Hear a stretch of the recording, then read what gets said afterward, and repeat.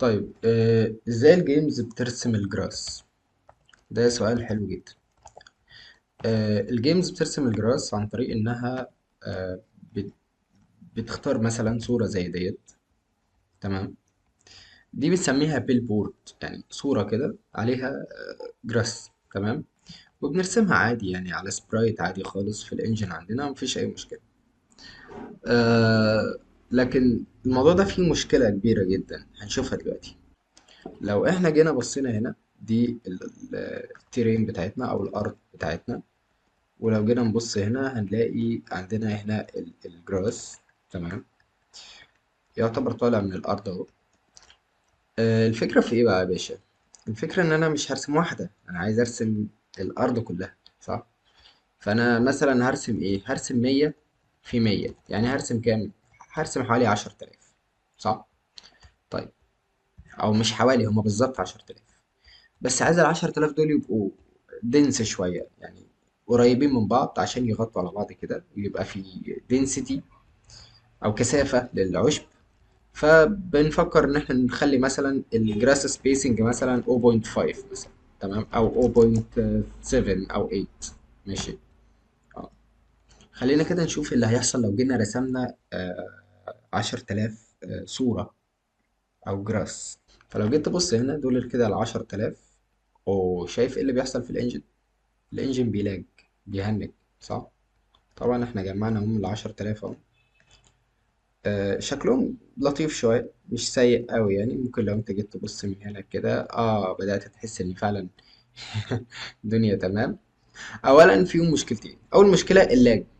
الابليكيشن ده بيلاج جدا جدا جدا. يعني مثلا لو انت جيت هنا اخدت الريسورسز دي كده كوبي وحطيتها هنا كده جوه هنا كده بيست، وعملت ريبليس، وجيت هنا اخدت الشيدرز كوبي وعملت بيست.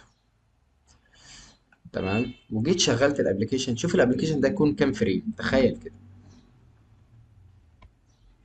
على ريندر دوك، لونش الابليكيشن، هات الجيم انجن بتاعنا، اديتور، لونش. متوقع هيكون كام فريم؟ تمام. يعني كده عشان ارسم 10,000 مش مليون، ماشي. فزي ما انت شايف الابليكيشن بتاعنا عبارة عن 2 فريم في الثانية. تخيل، 2 فريم بس عشان رسمت كل ده. فدي حاجة مش منطقية. وكمان إن أنا عايز أرسم أكتر لأن شكلهم من فوق بايخ. شكلهم من فوق مش كويس، صح؟ باينة أوي يعني إنها مش أعشاب أو مش واضحة أوي، يعني فاهم؟ طيب، حلها إيه؟ وفيها يونيفورميتي وحشة أوي، يعني إيه؟ متناسقة جدا. فاهم أنت؟ دي حاجة مش كويسة. طيب، فاتنين فريم دي مش تنفع خالص. الفريم الواحد واخد 300 ملي ثانية أو 400 ملي ثانية، ده مش ينفع خالص. ماشي يا باشا؟ طيب، فنحل المشكلة دي إزاي؟ في عندي حاجة اسمها انستنس ريندرينج. تعالى كده نشوف ايه هو الانستنس ريندرينج او ايه المشكلة اللي بتحصل دلوقتي. ده البروسيسور. خلينا نرسمه كده بشكل حلو. غالبا هو بيبقى شكله كده اصلا. ماشي، استحملوني بقى، يعني استحملوني اطلع الفنان اللي جوايا. ماشي. ده السي بي يو، وده الجي بي يو كارت الشاشة، وبقى جواه المراوح بتاعته. تمام. حلو. في عندي حاجة اسمها درو كول. يعني ايه درو كول؟ وهي ان انا بنقل داتا من هنا لهنا. دي اسمها درو كول. الفكرة ان انا مش بروح عادي، انا بروح ريندر باس كاملة، جرافيكس بايب لاين كامل بمشيه من اوله لاخره. فيرتكس انبوت، فيرتكس شيدر، تسيليشن لو في تسيليشن، ان كنت بتعمل كومبيوت ده حاجة تانية خالص. بعد كده بتخش على الفراجمنت شيدر، الراسترايزيشن، الليلة دي كلها. ماشي. يعني انت بتمر بخطوات كتيرة جدا. فمن الغباء اللي في الدنيا ان انت تعمل ايه؟ منتهى الغباء ان انت آه لما تيجي ترسم 10,000 عشبة أو 10,000 جراس تكستشر، فإن أنت تعمل لكل سبرايت واحدة ريندر، بيسموه درو كول واحدة. ليه بقى؟ يعني انا مثلا انت هنا وفي البيت وقلت لك روح السوبر ماركت هات لي كيلو طماطم، فانت رحت جبت كيلو طماطم وجيت. المشوار كبير، مشوار كبير فعلا يعني. ماشي. فاخدت وقت وانت رايح ووقت وانت جاي. بعد كده قلت لك روح هات كيلو خيار، فرجعتك تاني تجيب كيلو خيار. تمام. ورجعت تاني قلت لك بقى عايزك تروح تجيب لي كيلو تفاح، فانت كده بتستعبط صح؟ لا يعني ده غباء. انت بتروح تجيب كيلو طماطم وتفاح وخيار وترجع، صح؟ فانا لو رحت بالعشر تلاف صورة مرة واحدة هقدر ان انا ارسمهم مرة واحدة وارجع تاني. ماشي. هي دي الفكرة كلها. هتقولي في مشكلة. اقول لك المشكلة فين. لما انت تيجي تروح انت بتروح بداتا. تمام. الداتا ديت عبارة عن مكان العشبة ديت والروتيشن بتاعها بوزيشن روتيشن سكيل، التكستشر اللي رايح بيه. طبعا بما ان الصورة واحدة، الصورة دي واحدة مش بتتكرر يعني، فتمام يعني احنا هنرسم 10000 واحدة منها هنا يعني. فاحنا محتاجين ناخد الصورة واحدة بس واحنا رايحين، مش ال10000. ده كويس جدا. ماشي. الحاجة التانية بس ان احنا عايزين ناخد الاري بتاعت البوزيشنز والروتيشنز والسكيل دي ونروح بيها هناك. ماشي. فده اللي بيسموه الانستنسنج او الانستنس ريندرنج. دي حاجه بيعملها كارت شاشه من زمان جدا، حاجه قديمه قوي يعني. تمام. تقنيه قديمه جدا موجوده في الالعاب من بدايه الالفينات. ان انت بتستخدم كارت شاشه ان هو يعمل لك ايه، نسخ كتيره جدا جدا بنفس البروكول يعني. تمام.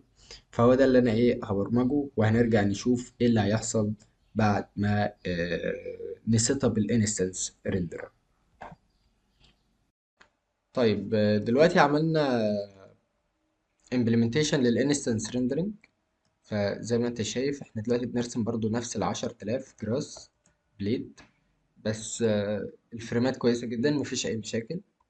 لو جينا نبص على الفريم، لو جينا هنا خدنا الانجن كوبي حطيناه هنا عشان الشيدرز، وفتحنا ريندر دوك، لونش ابلكيشن، اخترنا الاديتور الانجن، فتحناه. المفروض انت هتلاقي الفريمات شغاله كويس مع ان هم نفس عدد الجراس بليدز. بس هنا الفكره ان احنا عملنا انستنس ريندرنج. يعني ايه؟ يعني قلنا كارت الشاشه احنا نبعت لك صوره ارسم لي منها 10000 نسخه مره واحده. زي ما انت شايف 7 ملي ثانيه كانت و8 ملي ثانيه كانت قبل كده 400 او 300 وشويه. 126 فريم في الثانيه اهو. فدي حاجه كويسه جدا. تمام. الفكرة ان انت بتقول لكارت الشاشة خد كل الصورة دي واعمل لي منها 10000 نسخة، وتبعت بفر او اري لكارت الشاشة فيها 10000 بوزيشن وروتيشن وسكيل او اسمها ترانسفورميشن ماتريكس يعني. وبالطريقة ديت بتقول له ايه، حط لي بقى كل ده على حسب الانستنس اللي انت بترسمه دلوقتي. حط لي الايه الجراس. طب لو خدنا سكرين شوت كده وجينا نبص، اقفل كده، بص هنا معايا.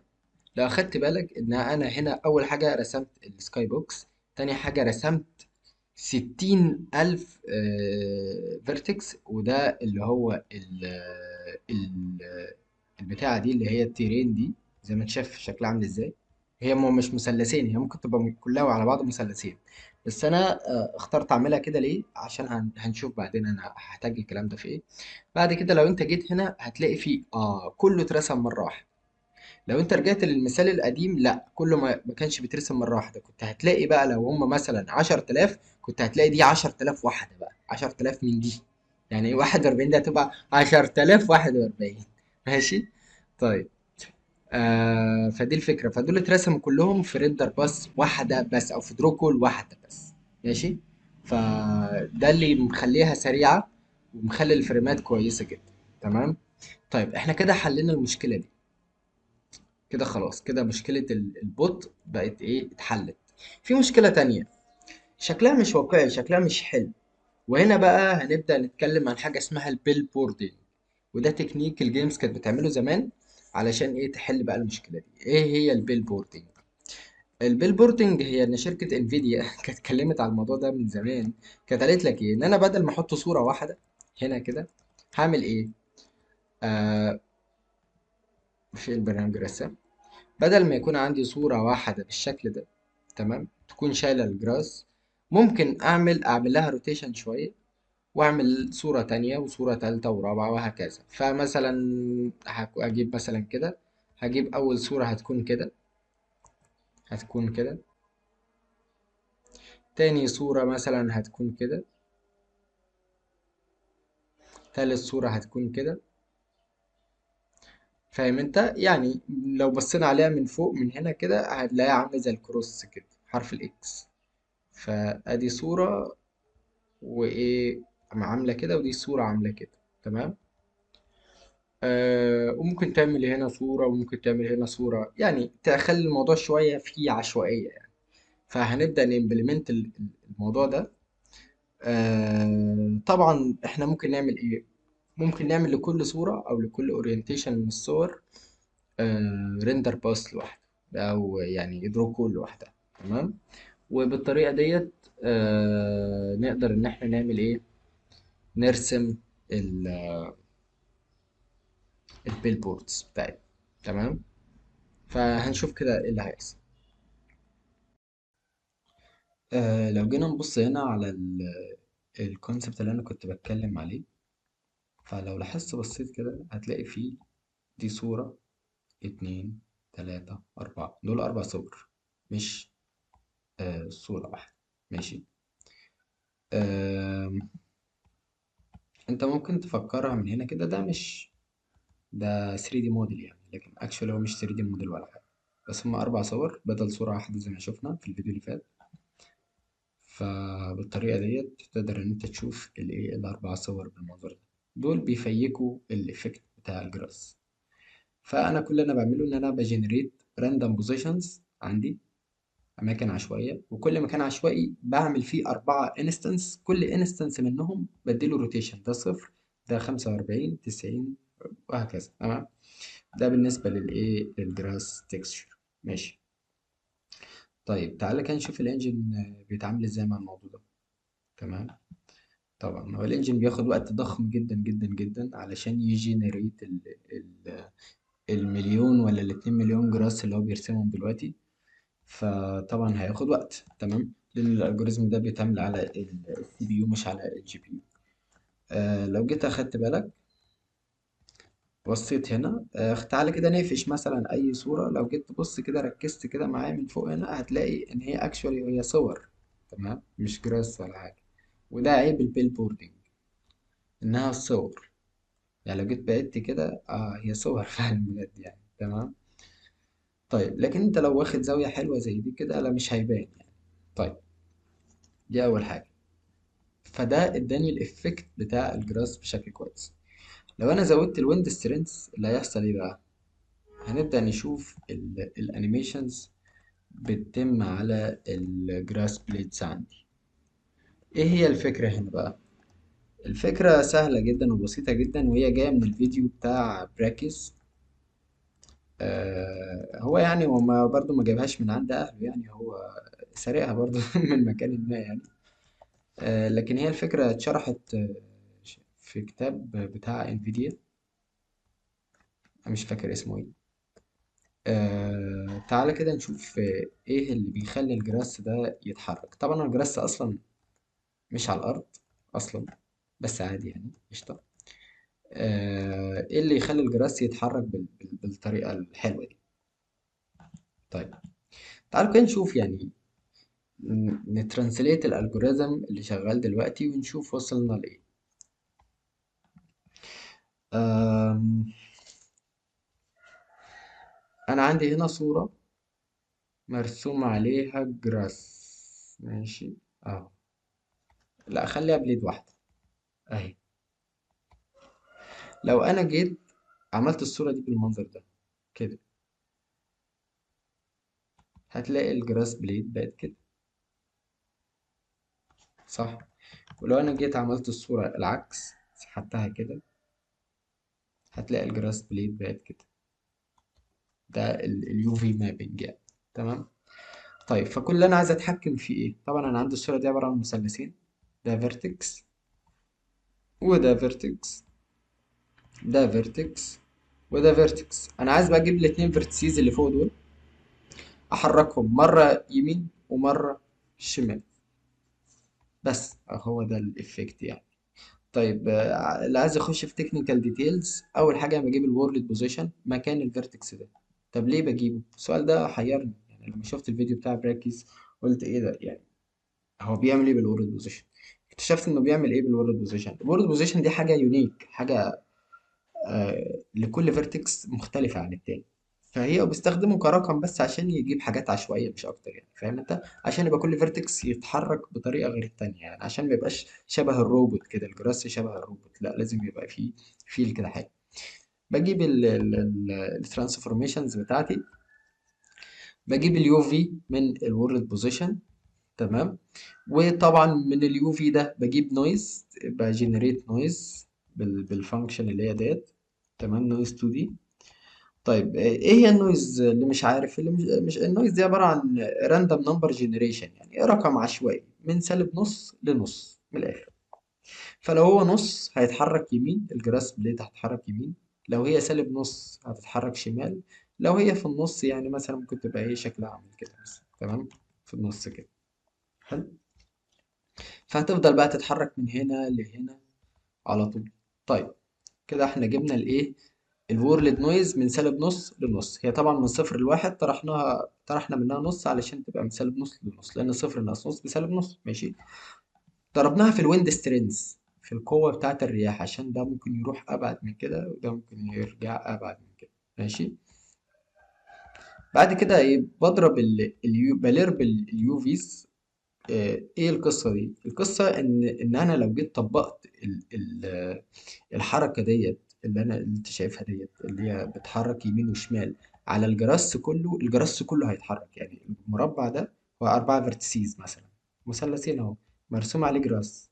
لو أنا طبقته على الفيرتكس ده وعلى الفيرتكس ده وعلى الفيرتكس ده وعلى الفيرتكس ده، هتلاقي الجراس كله على بعضه بيتحرك، بيمشي، تمام. طبعا انت مش عايزه يمشي، انت عايز الحته اللي في الارض دي تفضل ثابته، والحته اللي فوقها اللي تتحرك. فهو قال لك ايه، قال لك والله لو دي الجراس بليد بتاعتي، انا عايز الحته دي ثابته خالص، الحته اللي فوق دي تتحرك نص حركه كده، اما الحته اللي بعدها دي تتحرك اكتر، الحته دي تطير خالص بقى، فاهم انت؟ فتبقى هي ما ينفعش كلها تبقى عامله كده، غلط، لا تبقى عامله كده كده، فهمت الفكره؟ طيب، فعشان كده ايه، الحته دي انا ما بحركهاش كلها، الحته دي بحركها نص نص، الحته دي بحركها كده، فانا بقدر الرب الايه، الرب البوزيشن. دي الفكره كلها.